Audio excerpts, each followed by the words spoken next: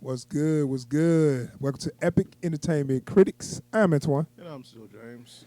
And we have an epic movie review for y'all today. We got Shang-Chi. You thought I was going to say Shang, didn't you? Shang-Chi and the Legend of the Ten Rings. Yes. But before we review that movie, we got an intro.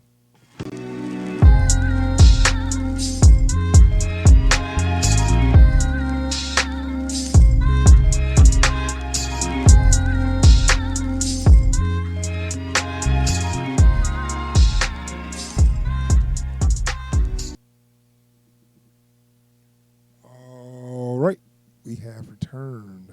So, Shang-Chi and the Legend of the Ten Rings, Marvel Studios property. I guess people have been boasting, their first Asian-led Marvel superhero movie. Like, I didn't think it was a big deal, but okay. Or first, I wanted to say at first. I ain't gonna say first. It's first Asian-led. I was gonna say first minority, whatever, but no, we got Black Panther. Yeah. But no, I just said, these movies have been done before. It's been big Asian action movies, in Asia, in China. Yeah. I think this is definitely a different. It's effectively the same thing, but it does sit in a different pocket. Yeah. Yeah, I mean, I just think they should have been did this though. You know what I'm saying? That's my whole thing. It's because it's already been proven to be effective. But right. It's like I don't know why y'all was acting like this wasn't gonna work. You know what I'm saying? I feel like because Hollywood. It's right. It's gonna work. It's a lot of charismatic Asian stars. So anyway, how you say his name? The main character? Shang-Chi. No. I'm sorry. The actor. Simu. Simu. Okay, yeah. So, Simu, we was just trying to find out what else he was in. Not that much stuff. He's been in a lot of TV shows. Okay. Like he was on Nikita. He was on Warehouse 13 back in the day. He's a working TV actor, but he's only done a couple of movies that I could find. Okay. Well, I thought he did an amazing job. Definitely. I really like he's like a lot of charisma, and I don't know if he already knew how to fight, but his fighting definitely was convincing. Yeah. You know what I'm saying? It wasn't like fist. It wasn't like that crap. Where man, that was some of the worst damn fighting. The fighting was real good, man. So people was wondering, what's this movie about? Okay, so let me tell the people. I'm gonna break it down for the people. Anyway. But no, okay, so as you saw in the trailer, Shang-Chi was he was living in San Francisco with his friend. What's the Aquafina name in the movie? Katie. Which I'm like, that's so not Chinese. It's like that can't be her real name. Well, I mean, like that. To my understanding, that is definitely very much a real thing. Where like children of immigrants will have like American names. They'll have an American name when they're out of the house, and then when they're at home, whatever name. But when I first heard it, I was waiting on her to say, "That's not my real name. I just don't like going by that. I just go by this. Yeah. Well, or Katie sounds like what my Chinese name is, or something like that. Not even close in this case. Right, I know. When she said it, I'm like, well, that's nowhere near close to Katie. Yeah. But no, his friend Aquafina. Matter of fact, she actually did a good job. I haven't seen Ocean 8, but and I ain't gonna even talk about the what people were saying that the black scent. Well, she kind of do a little ghetto voice, but she don't do it all the time. But anyway, she didn't do that here, and I really like her and Samu, they dynamic together. You know what I'm saying? They seem like real friends. You know what I'm saying? So that's why I was like, I could actually watch a whole movie with just them two being friends without all the Well, like. Cause put kung fu in there, but it ain't got to be a superhero movie. You first know what I'm see saying? them like at their job, and I'm like, I wouldn't mind watching that show. Yeah, right. That's what I'm saying. Yeah, that's why I was like, okay, they got good rapport, so that's good. But of course, Marvel say, oh yeah, that's nice. But we need to come in. We need to do we need to put our stuff in here. You know, I was like, man, it'd been cool. It was just like a kung fu movie with like two friends. You know, Yeah. that would have been kind of good. But anyway, Well, we need some CGI effects. yeah, I know. So the Shang-Chi, living his life or whatever. And you kind of picked it up from the trailer, and then Sean. right where he's going by Sean. But anyway, then he started getting I just attacked. love how much crap he got for I know that was kind of funny scene too. Like your name was Shang, and you changed to Sean. I was 15, yeah. But anyway, show this little clip where had some action. So they showed up out of nowhere, and it was like, "Hey, give me that." Like, I had assumed from like watching this bus fight clip that it was like they had gotten on the bus to run away or something. Yeah. Like, oh no, they were just taking the bus to work. They be like, "Hey, let me get that right there." Like just some dude shows up on your bus, mean mugging you, and asks for your necklace. Hey, look, hold on. This dude right here, when he beat him up, I swear, first I didn't see him, right? Yeah. I thought it was a dude that was like getting off the bus. He just like, Yeah. he just whooped his ass. Yeah. I was like, wait a minute, hold on, that dude wasn't even with them. So let's watch this. I'm gonna show you this little clip, and then we'll finish talking about that. 我不想惹麻烦，那就把项链交出来。 You have the wrong guy. Does he look like he can fight? Come on, bro. I didn't know that she pushed him first. Yeah. Come on, bro. Bitch.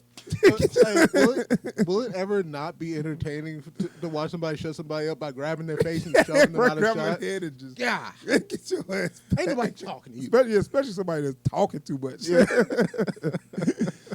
Like that. Look, you lucky we gonna kick your ass too. Like, look, we came on here to pick a fight. What makes you think you want any of this?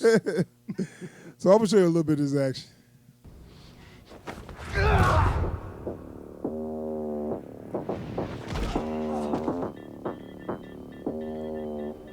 You okay?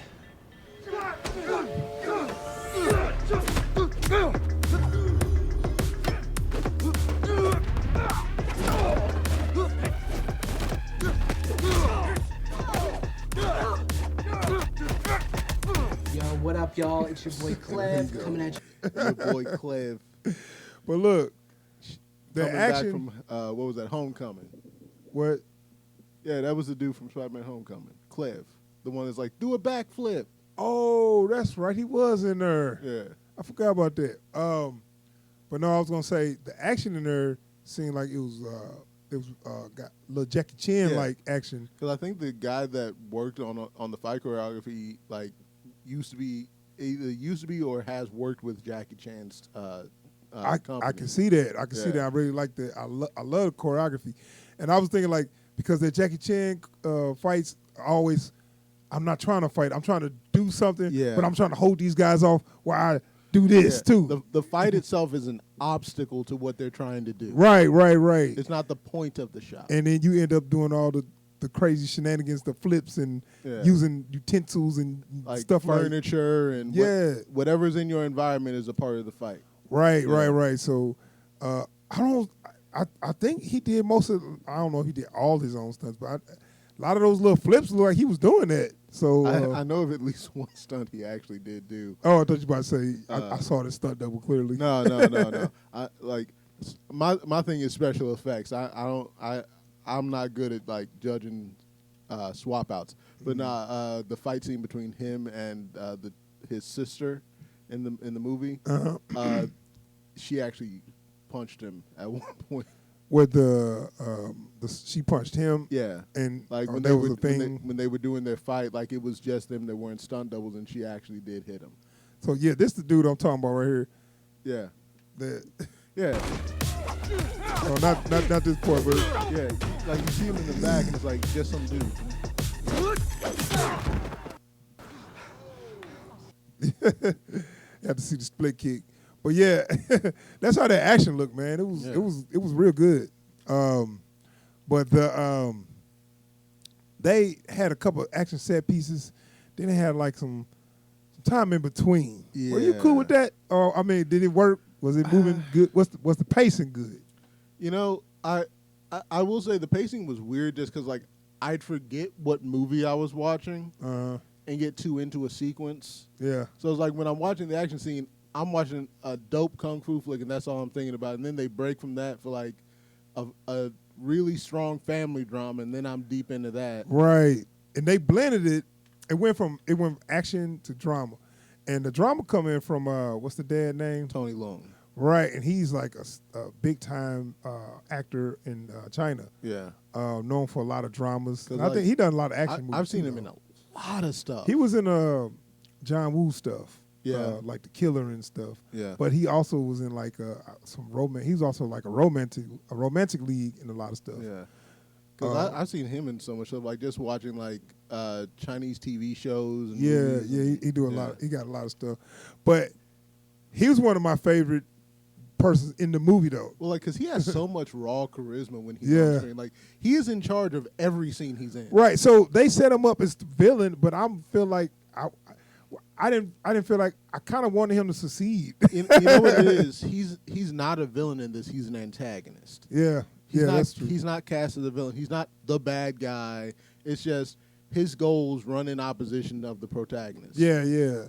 And so since we're talking about his dad, which is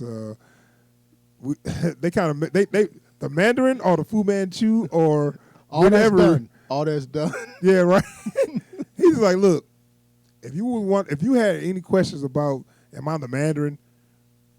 The Mandarin is some chicken, bro. He said, that's something you order. He said that's something you order at Panda Express. Don't call me that. It's like, so that shit dead. well, like, Just even let the way- y'all know that Mandarin shit dead. like, I love the way he brings it up. It's like, so some rich asshole in America wants to use my story to sell his terrorist organization. Look, that's its own issue. But the Mandarin? Name the guy who's supposed to be me after some goddamn oranges? Yeah, well, they just put it out there. Look, if y'all was confused, I ain't the Mandarin. I don't call myself the Mandarin. I never did. You know what? That was for the actuallys out there. You know, the Mandarin's backstory is like, did I say I was the Mandarin? Do I look like I came from Panda Express? So let's talk about the dad. Where the reason why I talk about it because we got to talk about the powers with the 10 rings. The 10 rings is we know they got powers, but they never really said where they come from, did they? Because they did, like I mentioned to you on the way back, they never even used the full name of them, the Makluan power rings. They never even stated. Like they go out of their way to say, hey, some people think he got him here, some people think he got him there. They never said where he got them from. Like but he just used them when they explain to stay immortal and to fight wars. Yeah, to become like they even say when they give his whole backstory, it's like that ain't even important. What you need to understand is he's immortal and he always wants to conquer stuff. Right. So, do they have healing properties in them or like healing powers guess. too? So, like, could he heal somebody? I think one of them does do. That's what I'm saying. Like that, But they did not give us no details. Right. If you want to know what these rings do and what kind of power, you're not gonna get that. Wrong movie. You're right. You're not going to get what these rings do. And save that for Shang-Chi 2. Yeah. And I'm like, okay, that's cool. I could have used a little bit on that. Yeah. Because when he used it, he just kind of used it for like an energy whip or something. You know what I'm saying? Like he'll kind of give you a force push or energy whip. Yeah. And that's about it. I would say that you're probably I wouldn't put these against Iron Man. No, I wouldn't put him against no superpower villain, no superpower other people. But mind you, they should be able to do a lot more. It's just that's all they show. Because I think in the comics he's got one that shoots fire, one that shoots ice, right? all kinds of stuff. Right, and I sense they do a lot of stuff, but I mean, he was a threat with them, but it just. I was waiting on them to do something specific with it, and it was just kind of like, just kind of push you back. Yeah. And then, it's a cool effect to watch him come back to his arm, but that's it, though. when he's swinging him around and stuff, it's cool, but it loses impact very quickly. Yeah, I know. And it don't always kill the person, so that's equivalent to me just pushing you. Yeah. It's a very PG-13 superpower, if that makes sense. Yeah. It's like the most destructive force that we know, and Mans is using it to throw people around. Yeah. I mean, He kind of propelled himself, kind of fly a little bit with it, Like, you know. So he can do some stuff with He can it. destroy buildings with it, but when he's fighting people, he just pushes them around. He can do some stuff with it. Yeah. So we got Shang-Chi trying to, he's tried to get away from his father, but his father's like, look, come back. I ain't gonna say what the whole deal, why he want to come back, but that's the whole, thing, conflict there. And like I told you before, they try to kind of set him up as the villain, but it was kind of something else at the end. And I don't want to say what. We won't get into that. Right. And that's what I didn't like. Yeah. I think there's definitely a weird impetus within Hollywood's, and even specifically within comic book movies, to like have some kind of imperceptibly massive threat at the end of all of these movies. Yeah. Usually it's the giant portal in the sky, Right. or some huge thing like, Ego is this massive threat that never actually comes to fruition in Guardians of the Galaxy. Yeah. And stuff like that. I feel like it detracts from the weight of good storytelling. Yeah. So I think that was a misstep. But on the way there, I had some fun with some things. But I'm gonna tell you like this: it was good. I was enjoying it, and then it went to a place where I was like, I don't want to go here. Can I get off right here? And where they was going was with the ancient China mystical talk, where Michelle Yeoh, when she introduced her character, that's when it kind of started to fall down for me, because I felt like I don't want to do this. I thought we was gonna see a modern kung fu movie, but we went back to the arrows and the spears and the old school villages, and no, I want to see a modern telling of that story of Shang-Chi.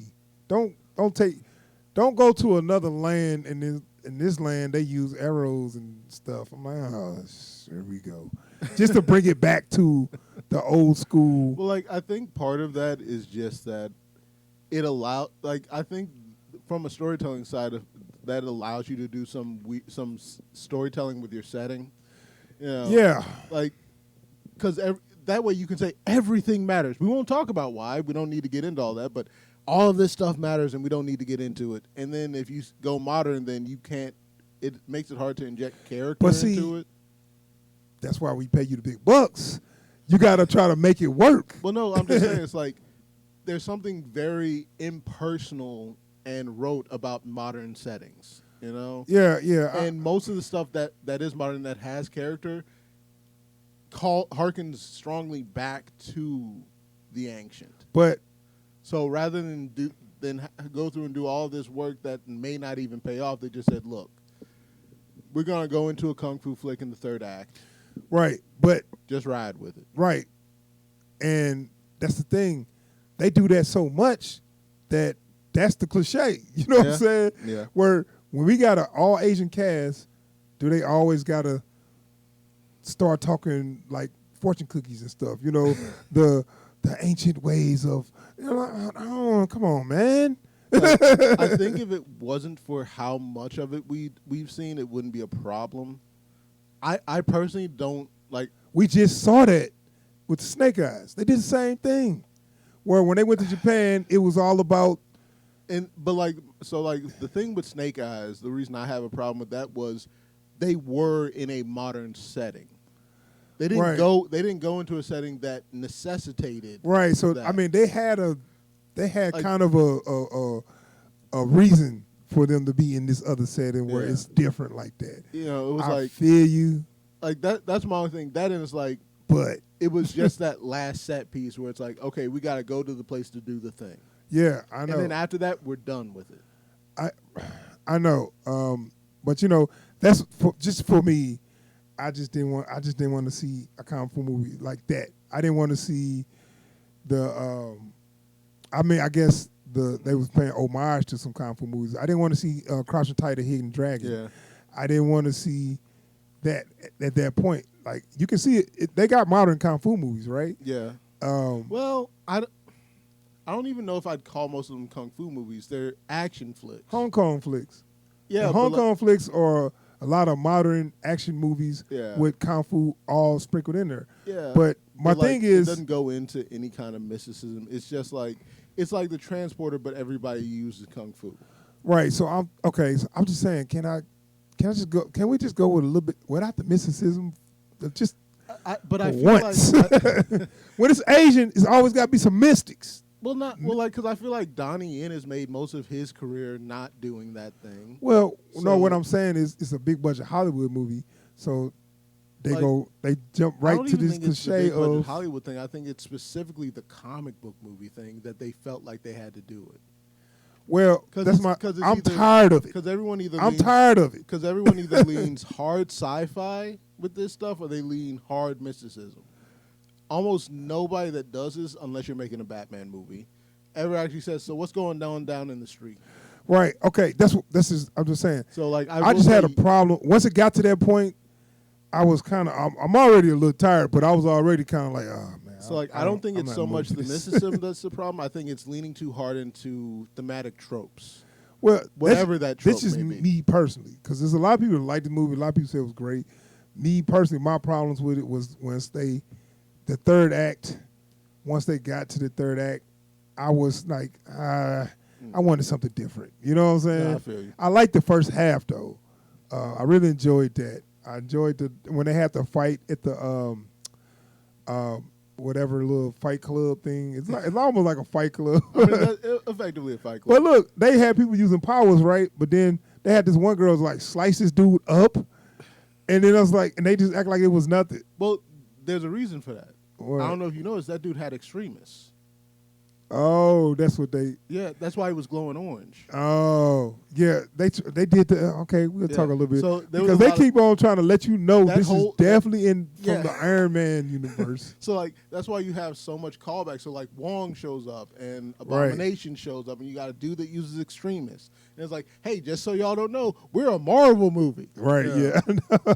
I think that's like that whole. I think that I'm- whole sequence was put in there, Uh-huh. and the central character of that sequence was just put in there to give them a reason to be there.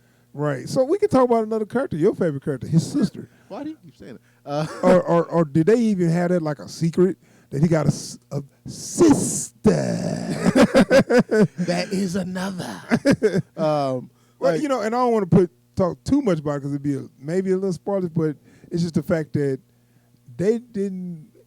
I saw nothing of her in the promotional Yeah. materials. Yeah, because all I seen was Aquafina. You know what I'm Yeah. saying? I'm like, where's the Like where's I the sister? saw come from? Aquafina, I saw Michelle Yeoh. You know, Yeah. like I saw more of your boy Razor Fist than I saw his sister. You know, Yeah, right. I forgot his name. He was in Creed as Yeah. Creed 2. But yeah, I was like, okay, why do we need a sister? And I'm just tell you how I'm feeling. Then I'll let you tell Go me ahead. how you felt about her.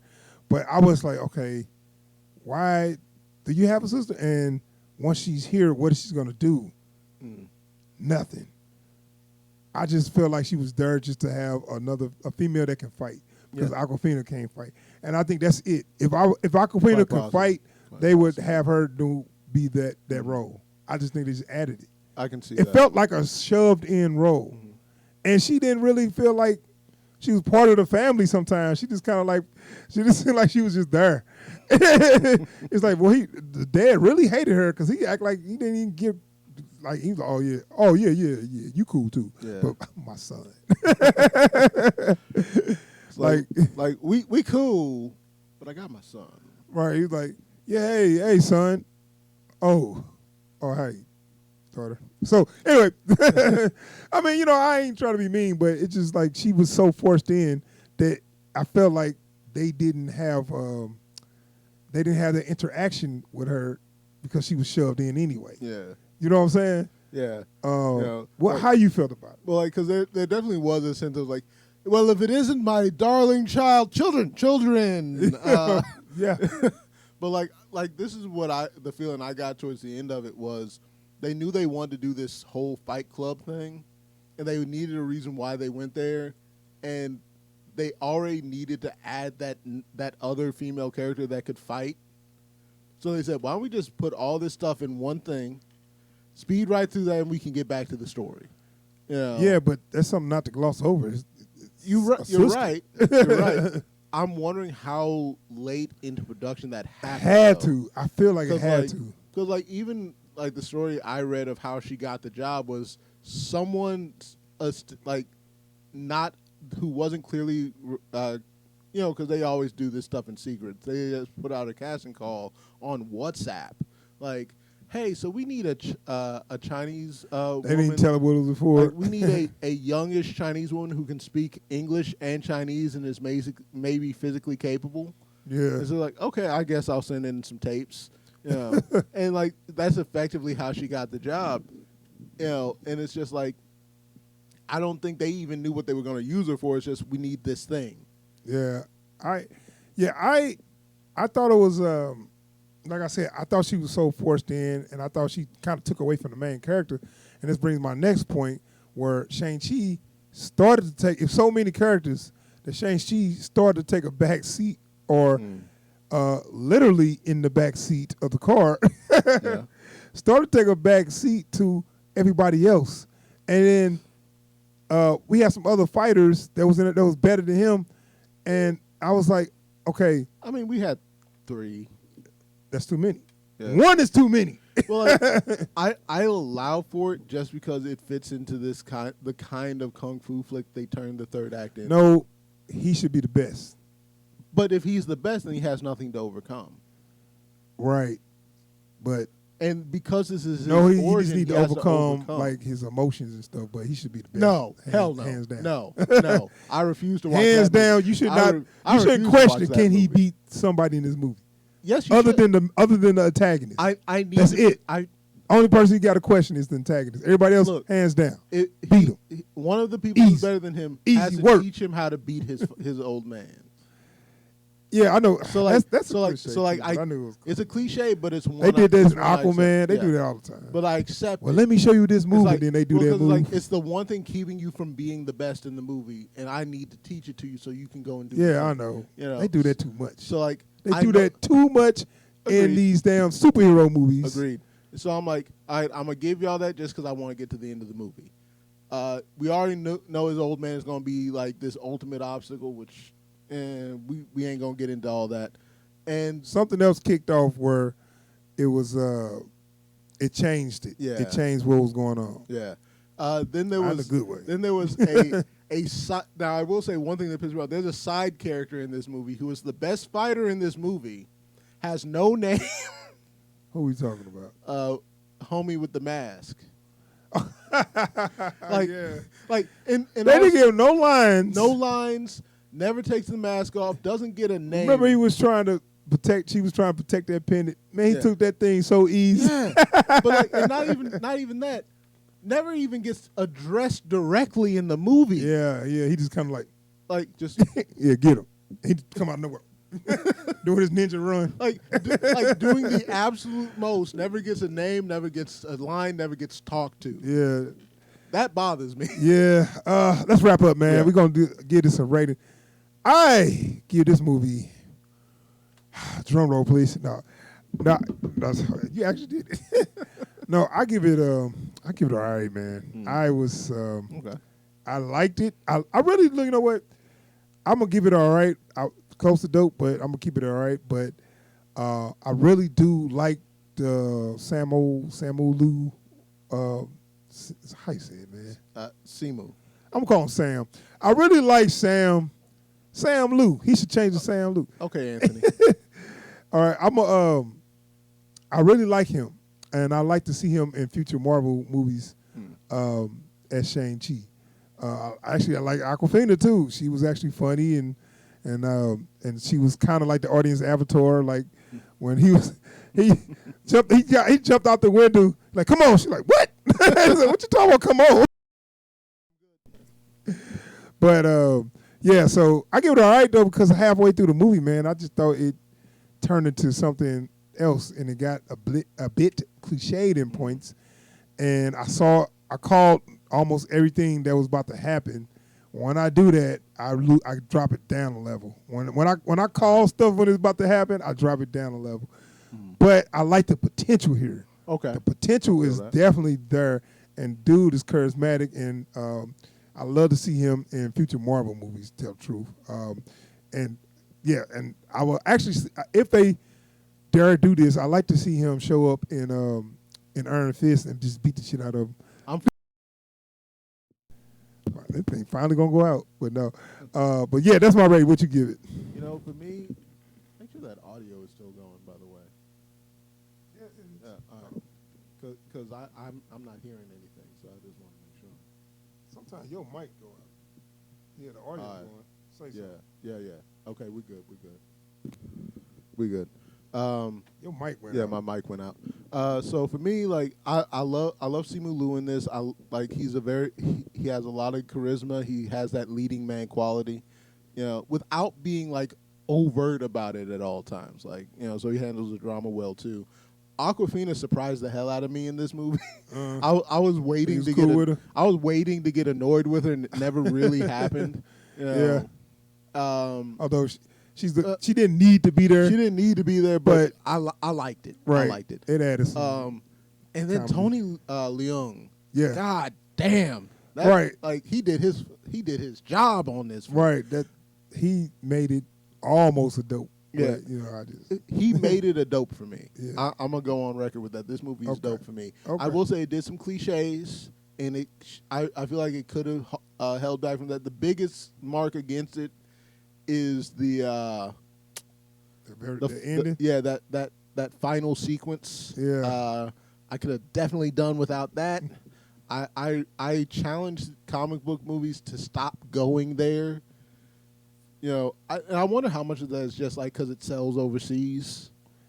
Probably. You know, but I really want them to stop doing that. Just draw down on the human drama, because that's the thing that really worked for me in this movie. The energy, the chemistry between Simu Liu and Tony Leung.